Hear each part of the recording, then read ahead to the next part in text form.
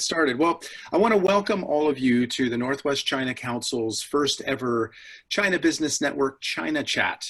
Those of you who don't know, my name is Joe Liston. I'm president of the Northwest China Council. Thank you all for dropping in this evening. These China Chats are meant to be a monthly event that covers, it's going to include a presenter speaking for about 15 minutes or so, followed by some Q&A session. Like we're planning to tonight, maybe have some breakout rooms with a question to discuss. So it's a way to sort of reinvigorate the China Business Network because, obviously with the COVID environment these days, our grand plans to kind of reintroduce social networking events in person has been thwarted. So we're hoping that this proves to be a popular and a useful way for us to network in this kind of environment. So it doesn't have to be a business topic. We may explore other topics in the future, China related, but I'm hopeful and optimistic, and I'm looking forward to these. I think they're going to be a lot of fun. And for tonight, we have Michael Bloom, former president of the Northwest China Council and founder and president of Sinotech. And he's going to talk a bit about the effects of tariffs and COVID-19 on the trade environment. So with that, Michael, let me hand it off to you, and you can run the show. Okay, thank you. That's okay. Well, first of all, welcome everyone, those people in the wings who I hope are on their way in. Sinotech started about 35 years ago, and we manufacture custom engineered products in mainland China. And we've had some really pretty interesting challenges the past year or so, beginning with the Trump tariffs and more recently COVID-19. This is going to be kind of an overview with some anecdotes about some of the things we've seen, some of the background. This is not meant to be any kind of in-depth exploration. So we'll begin with a quote from President Trump. Don't let them tell you. The fact is, China devalues their currency. They pour money into their system. Because of that, you're not paying for those tariffs. China's paying for those tariffs, the president said, hours after announcing the new set of tariffs on Chinese goods. Until such time as there is a deal, we will be taxing the hell out of China. Well, that's the beginning of it, isn't it? And the question that really comes down to is who's paying for the goods, who's paying for the tariffs, how is it being paid, and is China paying for it? And I think the obvious answer is no. China's not paying for it. Here's a Walmart shopper and in Rosemead, California, and Walmart announced that its prices are going up due to the virus. As far as who pays for it, the answer is I personally pay for it. I write the checks. So all importers have to pay for the tariff, and it causes all kinds of problems. We're going to talk about the problems that it causes. So to begin with, normally China as most favored nation has most favored nation status, and we look at tariffs in the 3 to 5% range. Some are a little higher, some are zero, but 3 to 5% historically has been pretty much what we've paid based on the harmonized tariff codes of the goods that we're importing. Well, all of a sudden, we're faced with a surtax of 25% on top of the 3 to 5%. That's a major, major hit. So the question is, who pays? The importer pays. China does not pay the tariffs. There's a risk to the entire supply chain caused by this. It causes a huge disruption because the importer is paying the tariff, but importers in general don't run at the highest profit margins. Now, our company, if we can run at a 15% profit margin, that's gross profit margin, that's probably a lot. And by the time you get to net profit margins, we're often down way below 10%. So the bottom line is we have to pass along our costs one way or the other. And it's kind of like ping pong because we're stuck in the middle. On the one hand, we try to pressure the Chinese factory to be, good partners in the global supply chain and reduce their prices. On the other hand, we're trying to push our customers to pay more, and it gets to be really, really tough, and we get squeezed. And the worst case is that the customer turns around and says, why should I pay a 25% tax? Why don't I look to another country and change my supply chain? That's the bad news. The good news is that it's very hard to change supply chains. A lot of the parts we do, whether in transportation, the medical field, it literally takes us a year or two to get our parts approved. We go through all kinds of processes, whether it's automotive, pre-production approval processes with statistical analysis and pilot runs and samples. It stretches out. And from our customers' point of view, that uses up a lot of resources in just qualifying us. They may have to send auditors to our China factories. So changing supply chain is tough, but keep it up long enough, and they'll start looking for alternatives, and we just do China. We're starting to look a little bit in other directions, but right now we just do China. So what did we do? Well, I figured, I've been to Taiwan a few times, and their quality is often better than Chinese quality. Their level of automation tends to be higher as well. And they've been typically a little bit more expensive than China. But when you factor in a 25% tariff that China pays and Taiwan doesn't, then it's kind of worthwhile to look at Taiwan. So here we are sitting here, we're great China experts, but what do we know about Taiwan? Not much. So what I did was, there's a website called Upwork. Has anybody used Upwork? Perhaps you have. I've heard of it. It's a website that you can log on to, and all kinds of gig workers, from scientists to writers, offer their services. So I did a search looking for someone who could do sourcing for us in Taiwan. And I found a gentleman who was a very quick learner and humble enough to learn well.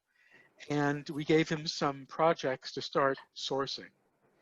And we were reasonably successful on a few of them, but we never actually changed sourcing because changing supply chain, our customers, if we tell them we want to change the source, they are so resistant to it. I'm working on something now where we've been selling one product called inkjet valves, and we now have a new production line set up. We've cut our costs in half, but our customers won't even take that saving and re-qualify the new factory.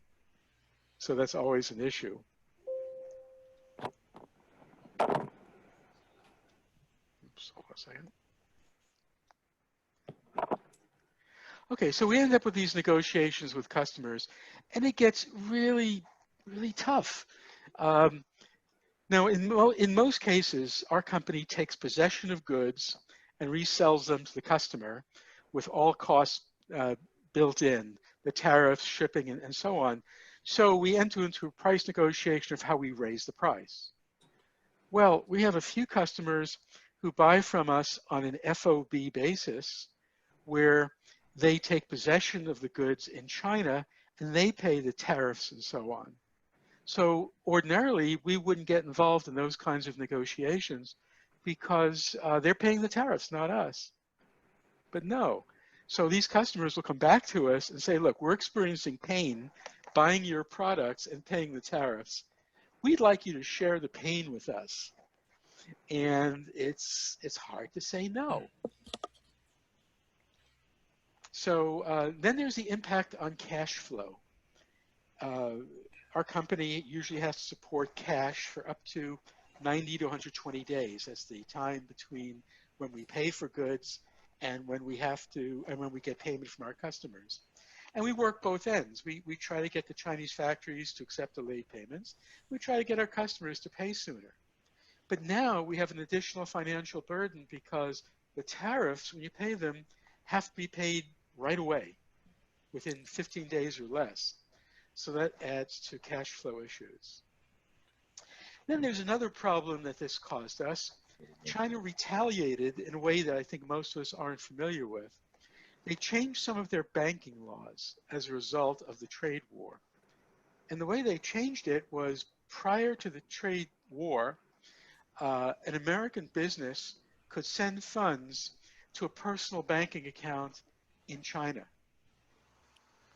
Well, they tightened that so we can no longer do it in China, but fortunately, the people we have to pay have a way of getting money out of Hong Kong.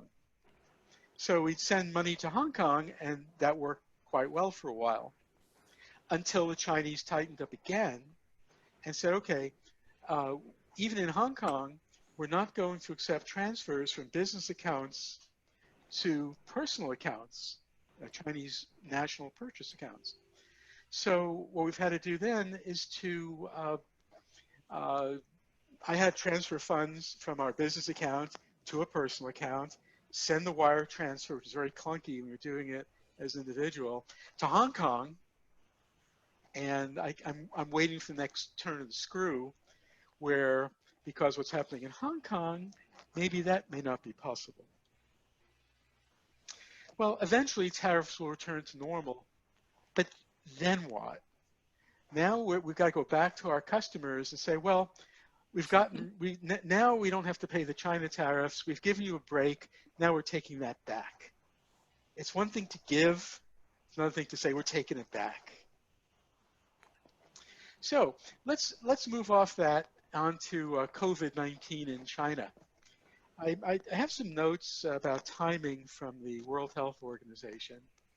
In December of 2019, the Wuhan Municipal Health Commission reported a cluster of cases of pneumonia in Wuhan, and a new coronavirus was identified. In January, on January 12th, China moved actually pretty quickly if you consider the timing. On the 12th of January, they publicly shared the genetic sequence of COVID-19. Later that month, the World Health Organization mission to China issued a statement saying there was evidence of human-to-human transmission, but more investigation was needed. On March 11th, deeply concerned about the alarming levels of spread of severity, WHO made the assessment that COVID-19 can be characterized as a pandemic. I'm sure all of us have seen the news, wondering what happened in those early days from January 22nd on, why it took WHO so long to declare it a pandemic.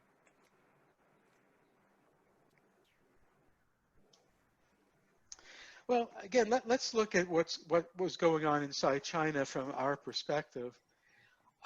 Chinese New Year was supposed to start January 25th, and typical of Chinese New Year's, anywhere from 2 to 3 weeks, the workers go home, the factories shut down, the ports close, and you're pretty much dead in the water. We're a little more fortunate than most because we stay in touch with our own staff in China, but it's pretty much shut down, and then COVID hits. So on February 10th, according to CNBC, more than 20 provinces and other regions were told not to resume work before February 10th, which is essentially an extension of Chinese New Year in a way. Now, those parts of China accounted for more than 80% of national GDP and 90% of exports. So things really, really shut down. And some provinces were told to extend that and not to return to work until March 1st. The factories remained mostly shuttered through February and March. We started to see a trickle back of management and ownership of the factories, but a lot of the workers were quarantined in place and couldn't get back. So starting in April, we started to see these returns of supervisors, but slow return of workers. May 1st is typically a Chinese Labor Day and usually lasts for several days. But the Chinese decided to repurpose Labor Day, Chinese central government, to extend it for a week to encourage consumer spending in China, which was hit pretty hard. And the factories, even up until now, the workers are still trickling back. I would say the factories we deal with are pretty much capable of full production now, but the orders haven't returned. So we have a factory, for example, that's making these inkjet valves for us, and their other main product are perfume atomizers. And I don't think as many women are using perfume right now worldwide, so their business has really slowed pretty much to a crawl.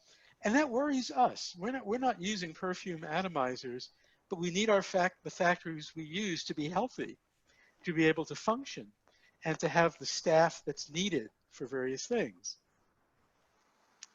Well, I'll tell you a little story about surgical masks.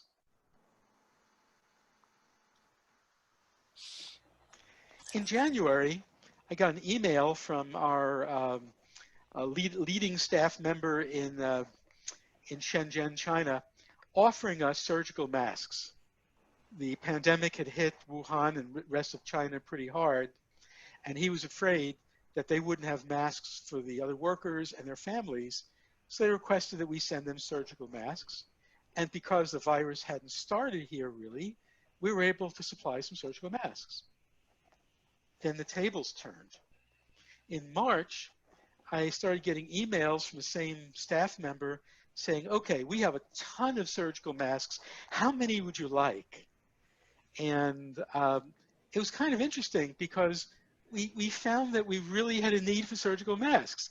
It turns out that one of our customers has a pretty good sized factory in Washington County here in Oregon. And they wanted to keep open and to reopen, and they couldn't do it without surgical masks. So we provided them with 3,000 surgical masks, and now they're fully back at work. I'm the director of the world's largest stamp collecting organization, the American Philatelic Society. We've got about 30,000 members, and we have a headquarters in Pennsylvania with a staff of 30 some odd. I just donated 2,000 masks to them so that they can reopen in Bellefonte, Pennsylvania now. So with the masks, and they're doing social distancing, they're staggering hours. So now we have a lot of happy stamp collectors throughout the United States. Well, let's talk a little bit more about COVID's effect on the supply chain. It's not just manufacturing that's hit, everything is hit. So we're also in the business of manufacturing electric motors, and many of these motors need to be UL certified or certified by other organizations for importation to the US and the EU. Well, our projects are all delayed because UL in China is delayed. Delays in production due to worker shortages.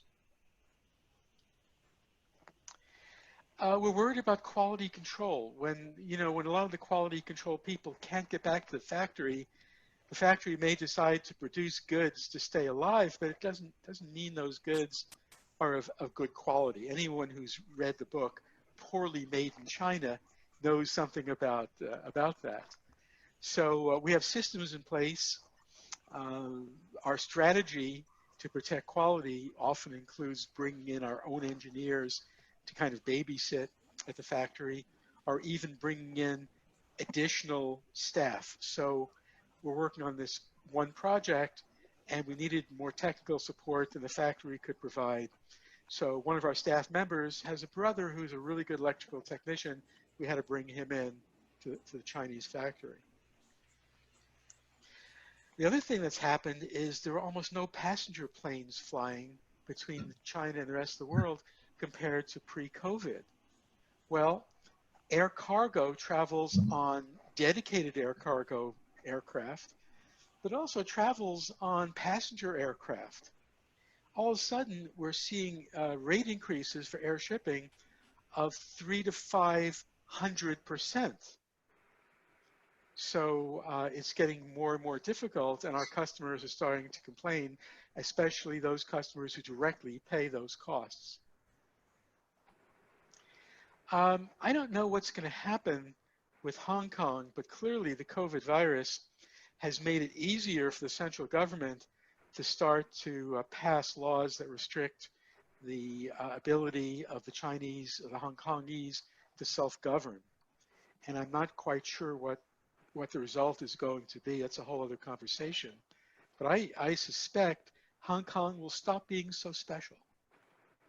Hong Kong will be much like, say, Shanghai.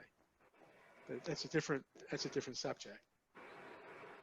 Finally, notice the bouncing red line here.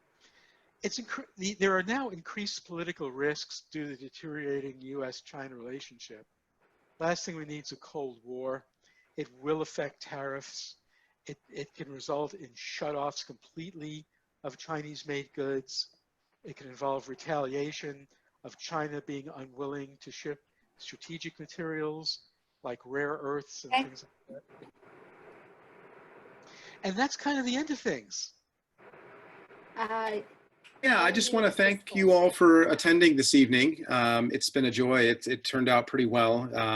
And Michael, thank you so much for greasing the wheels on these and providing some great ideas and helping us move forward with them. I appreciate that, as well as your presentation tonight. It's very interesting. So thank you all, and keep your eyes peeled for notices from the China Council for future events. I'm still looking to book a speaker for June. I am furiously working as hard as I can to program someone for June and July and August as well. So, but keep your eyes open. We'll have something for you, and we look forward to seeing you all next time. Thank you. Bye-bye, everyone. Bye-bye. Thanks. Have a good night. Stay safe. Good night. Thanks. Bye-bye.